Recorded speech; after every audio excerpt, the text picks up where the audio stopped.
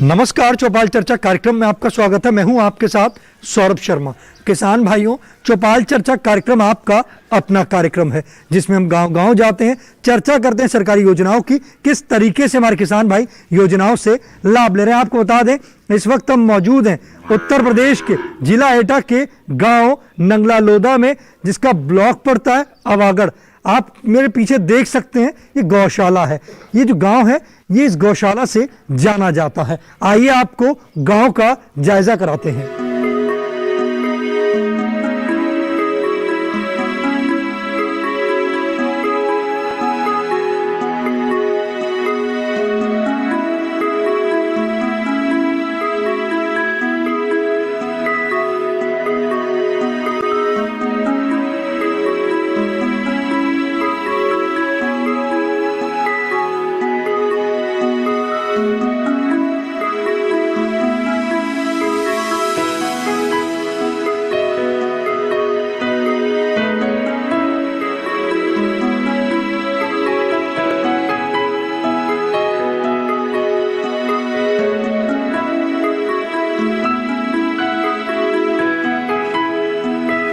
जोरदार तालियों के साथ कार्यक्रम की शुरुआत करते हैं। इस वक्त हम मौजूद हैं गांव नंगला लोदा में, जिसका ब्लॉक पड़ता है अवागढ़, जिला एटा।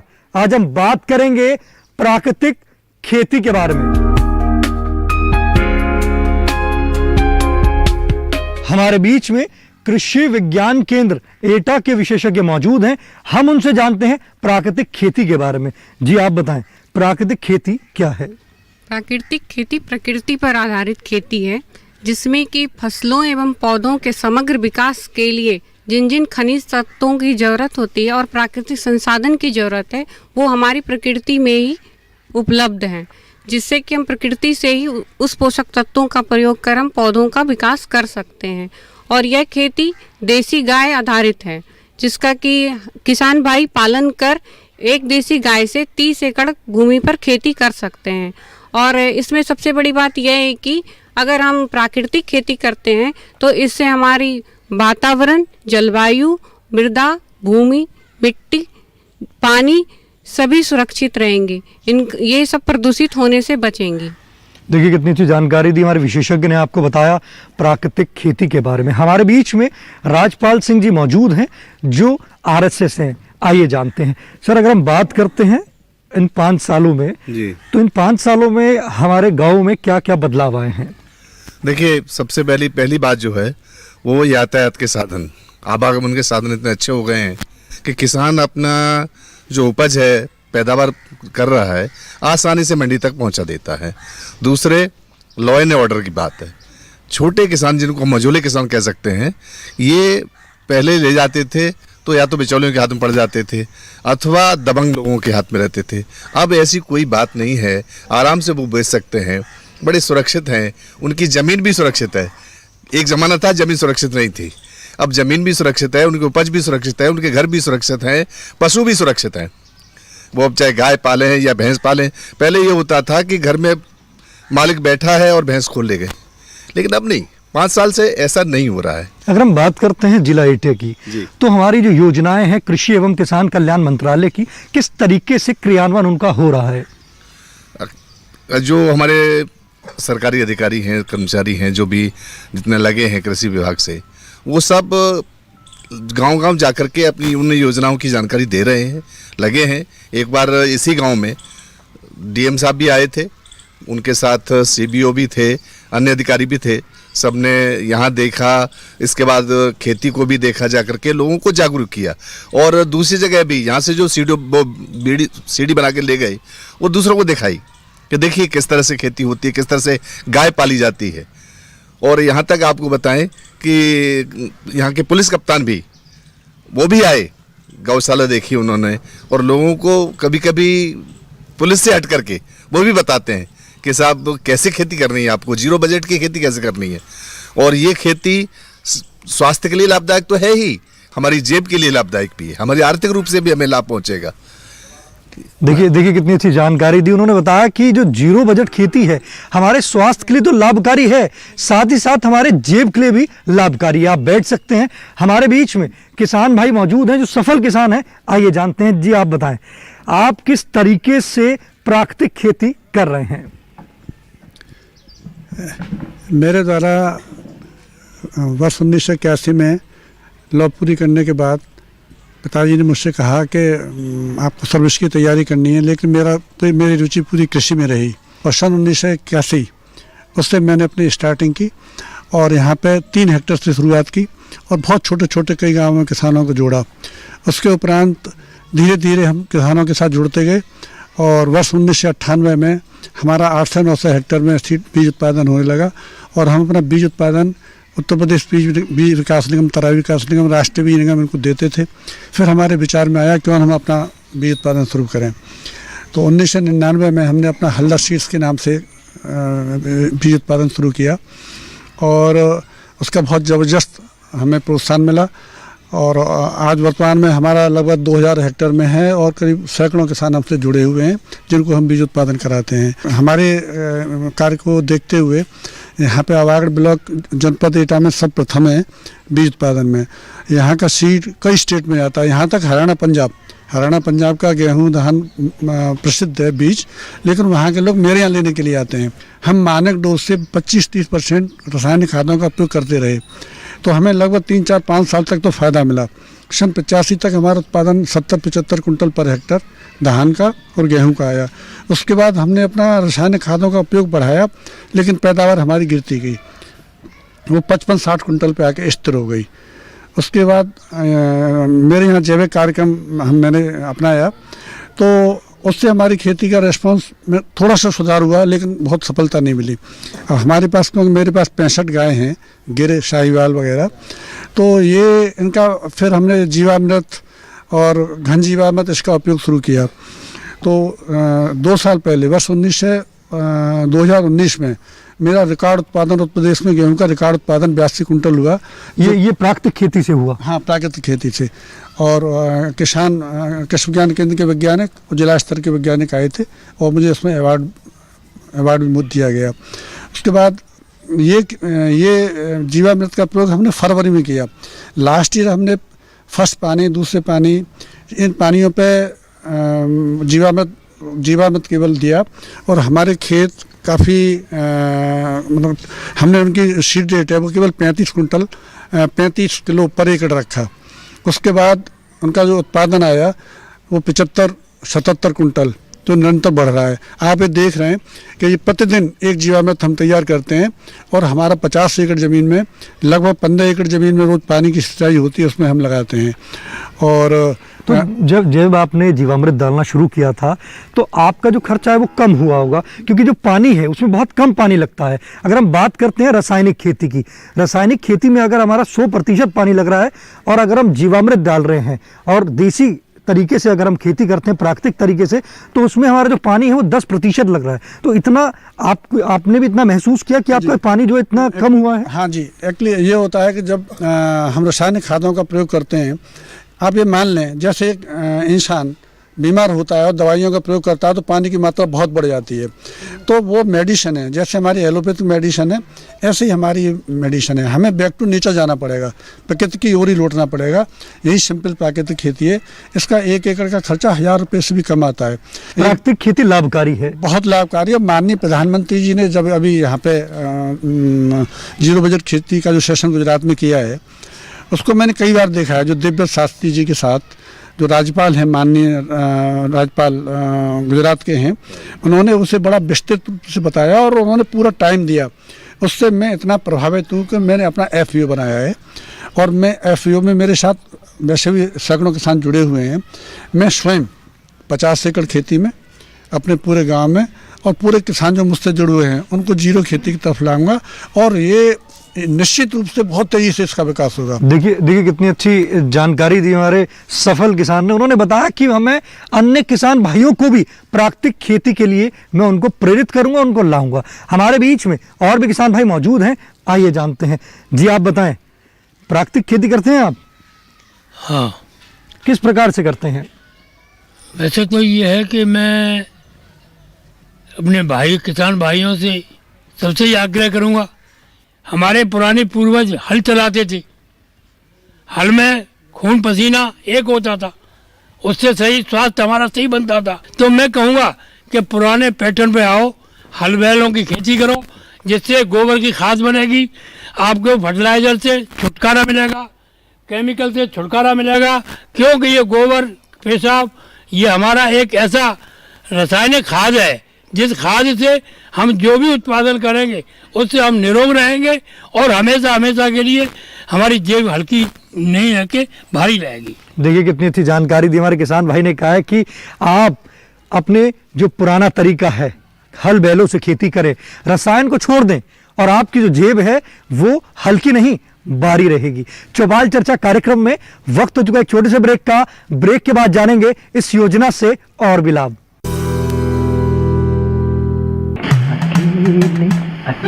अरे वाह भैया, अकेले अकेले। अरे तू भी ले, पर खाएगा कैसे? मैं ऑर्गेनिक खेती की बात कर रहा रे बेटे। अकेले अकेले खेती कब तक करेगा? मतलब गांव में 20-25 किसानों का समूह बना के पंजीकरण करवा ले, फिर सरकारी ट्रेनिंग भी मिलेगी और मुफ्त जैविक बीज खाद भी। फिर बीजीएस ऑर्गेनिक की सरकारी मोहर के साथ तेरी उपज आकर्षक पैक में पहुंचेगी बड़े बाजार तक। अच्छा, हाँ। अरे भाई कहाँ चल दिया? सबको साथ लाने, आमदनी बढ़ाने। तो किसान भाई समझ गए ना, साथ मिलकर ऑर्गेनिक खेती कीजिए, अपनी परंपरा को आगे बढ़ाइए, ज्यादा मुनाफा कमाइए। माटी से प्रेम की परंपरा है परंपरागत खेती।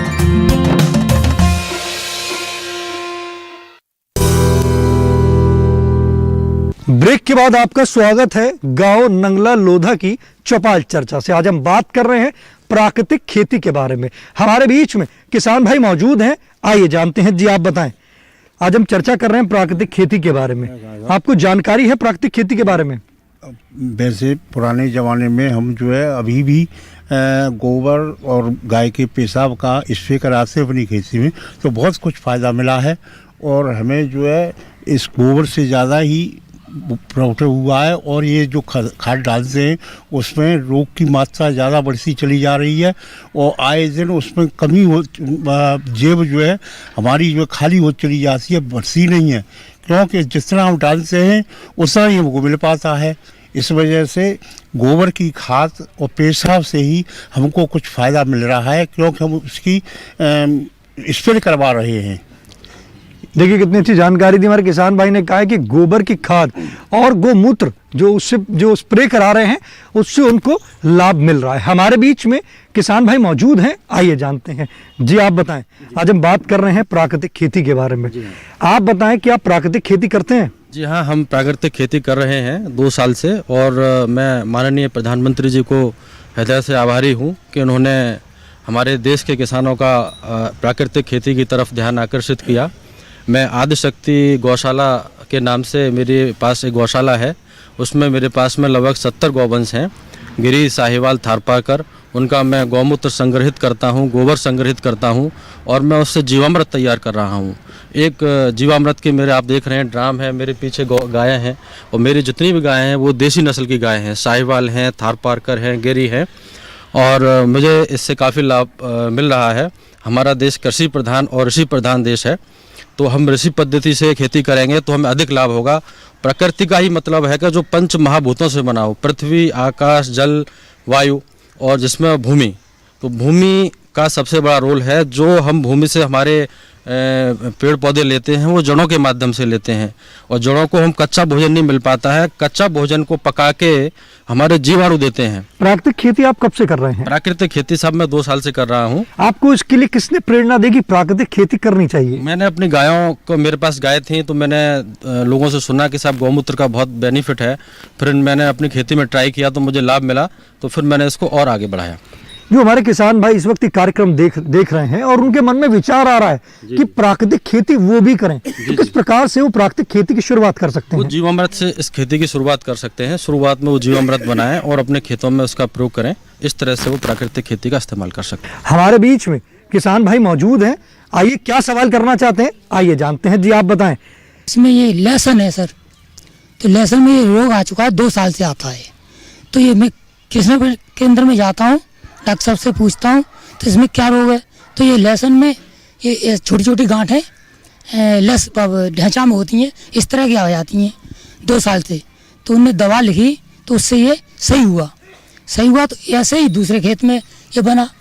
ये ठीक किस तरह हो सकता है? देखिए, हमारे किसान भाई का हमारे विशेषज्ञ से सवाल है कि लहसुन की फसल है, उसमें रोग आ गया है, कैसे ठीक होगा?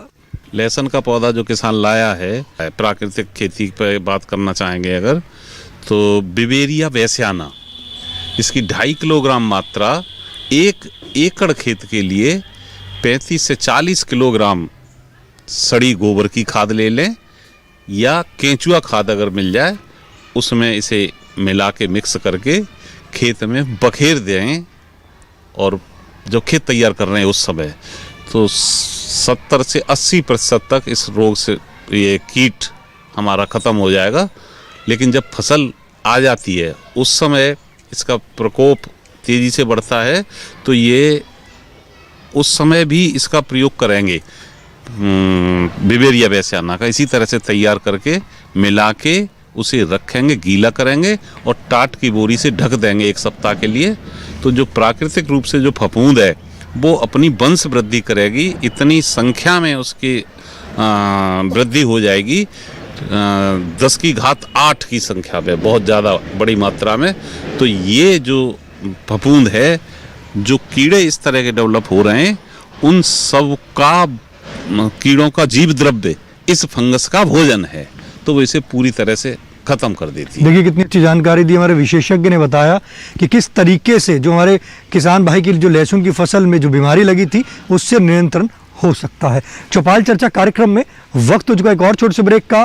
ब्रेक के बाद जानेंगे प्राकृतिक खेती से और भी लाभ।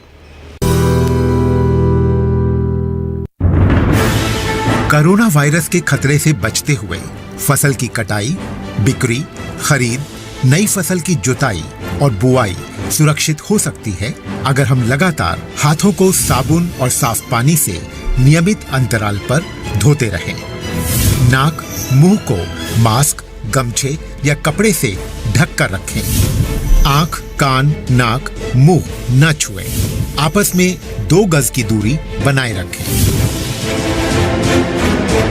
मास्क और 2 गज की दूरी के मंत्र को अभी हमें छोड़ना नहीं है। फसलों की बुवाई एवं कटाई करते समय आपस में कम से कम 2 गज की दूरी बनाए रखें। फसल की कटाई करने के बाद छोटे छोटे ढेरों में इकट्ठा करें। कृषि के औजारों की समय समय पर सफाई करें। एक दूसरे के साथ औजारों की अदला बदली न करें। श्रमिकों के शौचालयों और हाथ धोने की जगह की ठीक से सफाई जरूरी है। बुआई, कटाई एवं मड़ाई के दौरान इस बात का ध्यान रखें कि इन स्थानों के आसपास कोई थूके नहीं। कंबाइन, हार्वेस्टर, थ्रेशर, जुताई और बुआई की मशीनों को इस्तेमाल से पहले साफ करें। मशीनों के इस्तेमाल से पहले और इस्तेमाल के बाद हाथ साबुन से साफ करें। वाहनों, बोरियों, थैलियों और पैकिंग के दूसरे सामान की साफ सफाई पर भी खास ध्यान दें। खरीद केंद्र पर आने से पहले किसानों एवं श्रमिकों की जांच। खरीद केंद्रों पर भीड़ न लगाएं एवं किसानों को बारी बारी से बुलाएं। गोदामों पर खरीदी हुई फसल को लेने में शीघ्रता करें ताकि किसानों एवं श्रमिकों को रुकना ना पड़े।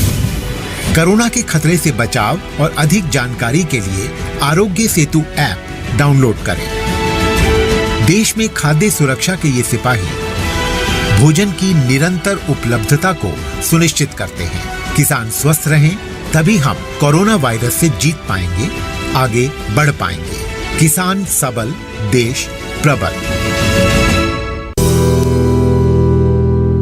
ब्रेक के बाद आपका स्वागत है गांव नंगला लोधा की चौपाल चर्चा से। आज हम बात कर रहे हैं प्राकृतिक खेती के बारे में।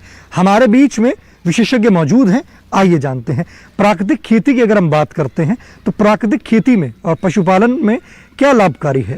देखिए, प्राकृतिक खेती से पशुपालन को कई प्रकार के लाभ हैं। खासतौर से हम वर्तमान में देख रहे हैं कि जो पशुओं में जो उनके जो गर्भ न ठहरने की जो समस्या है, या जो रिपीट ब्रीडिंग है, इनफर्टिलिटी है, या जो जितने भी पशु हैं, चाहे गाय हो, भैंस हो, भेड़ हो, बकरी हो, तो उनमें एक गर्भधारण बड़ी समस्या का रूप ले चुका है। और उसके चलते ही बड़ी तादाद में जो आवारा पशुओं की संख्या भी बढ़ी है। तो जो प्राकृतिक खेती के द्वारा जो चारा और अनाज उत्पन्न होता है, वो जो पशुओं के लिए उपयोगी मिनरल्स हैं उनसे भरपूर होता है। जो मिल्क के जो पोषक तत्व हैं उनकी जो क्वालिटी है उसमें सुधार होता है, मांस में सुधार होता है, ऊन में सुधार होता है। पशुओं का उत्पादकता अधिक होगी और उत्पाद की क्वालिटी अच्छी होगी तो किसान भाई का जो उसे अच्छे रेट पे वो बेच सकेगा, उससे उसे अधिक लाभ होगा। साथ ही साथ जब प्राकृतिक खेती के द्वारा उत्पन्न उसे चारा वगैरह दिया जाता है तो पशुओं की जो प्रतिरोधक शक्ति है वो बढ़ती है, उसके चलते उनमें जो बीमारियां हैं वो बहुत कम आती हैं। साथ ही साथ उनकी जो आयु है, जो उनकी जो प्रोडक्टिव लाइफ है वो कई गुना बढ़ जाती है। तो इसलिए किसान भाई को अधिक लाभ मिलता है। देखिए कितनी अच्छी जानकारी दी हमारे विशेषज्ञ ने। हमारे बीच में और भी किसान भाई मौजूद हैं, आइए जानते हैं। जी आप बताएं, आज हम बात कर रहे हैं प्राकृतिक खेती के बारे में। प्राकृतिक खेती करते हैं आप? करते हैं। बताइए किस प्रकार से करते हैं? जैसे फसल अवशेष है उसको उसी में नष्ट करते हैं, गौमूत्र है उसी को उसके खेतों में मिलाते हैं। 1 हेक्टेयर हम जमीन करते हैं प्राकृतिक, और फिर खाते हैं और खिलाते हैं। सन 2000 से की हमने। नीता चौधरी कमिश्नर थी आगरा में, वो हमसे गेहूं ले गई थी, और आज भी हमारे यहाँ चल के देख लो, सब फसल मिलेगी वैसी लाभकारी है। लाभकारी है, और केवीके वालों की मदद से हम करते हैं। देखिए हमारे किसान भाई कह रहे हैं कृषि विज्ञान केंद्र की मदद से हम प्राकृतिक खेती करते हैं। हमारे बीच में और भी किसान भाई मौजूद हैं, आइए जानते हैं। जी आप बताएं, आज हम बात कर रहे हैं प्राकृतिक खेती के बारे में। प्राकृतिक खेती करते हैं आप? अभी हमारे विशेषज्ञ ने बताया प्राकृतिक खेती के बारे में, और हमारे किसान भाइयों ने भी बताया कि प्राकृतिक खेती के बारे में और उसके लाभ। तो आप प्राकृतिक खेती करेंगे? हाँ बिल्कुल करेंगे सर। देखिए हमारे किसान भाई कह रहे हैं कि प्राकृतिक खेती नहीं करते हैं, परंतु अब वो भी प्राकृतिक खेती करेंगे। हमारे बीच में और भी किसान भाई मौजूद हैं, आइए जानते हैं। जी आप बताएं, प्राकृतिक खेती करते हैं आप? नहीं करते हैं सर। अभी हमारे विशेषज्ञ ने आपको बताया प्राकृतिक खेती के बारे में, तो अब आप प्राकृतिक खेती करेंगे? जी प्राकृतिक करेंगे। देखिए हमारे किसान भाई कह रहे हैं कि अब तक वो प्राकृतिक खेती नहीं करते थे, परंतु अब वो प्राकृतिक खेती करेंगे। आज आपने जाना हमारे जो किसान भाई हैं किस तरीके से प्राकृतिक खेती करके लाभ की प्राप्ति कर रहे हैं। साथ ही साथ कुछ किसान ऐसे भी हैं जिन्होंने बताया प्राकृतिक खेती नहीं कर रहे हैं, वो भी अब प्राकृतिक खेती करेंगे। आप अपने पसंदीदार कार्यक्रम चौपाल चर्चा को अब आप डीडी किसान के YouTube चैनल पर भी देख सकते हैं। टीवी पे दिए गए QR कोड को स्कैन करें। आज के गांव नंगला लोधा की चौपाल चर्चा से बस इतना ही। फिर होगी आपसे मुलाकात एक नए गांव एक नए विषय के साथ। तब तक हमारी पूरी टीम को दीजिए इजाजत। आप देखते रहिए दूरदर्शन किसान। नमस्कार।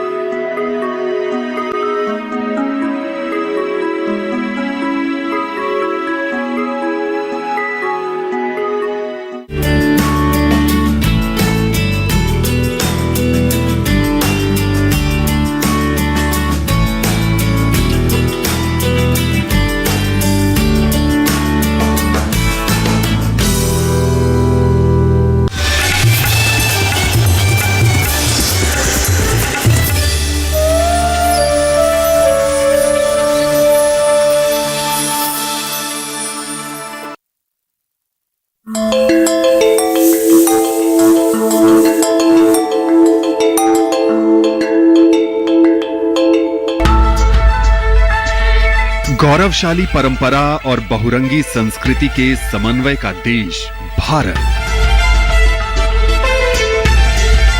अनेकता में एकता और वसुधैव कुटुंबकम है यहाँ की पहचान।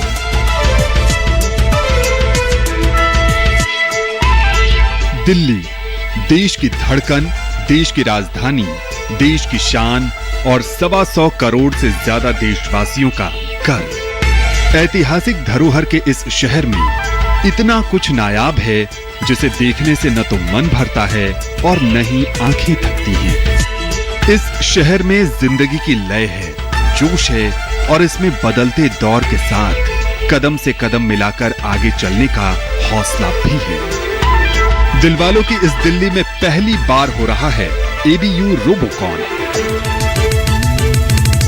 थीम है पारंपरिक खेल पिट्ठू से प्रभावित लगोरी। पिछले 20 वर्षों से रोबोटिक साइंस की दुनिया की बड़ी कामयाबी है ABU रोबोकॉन।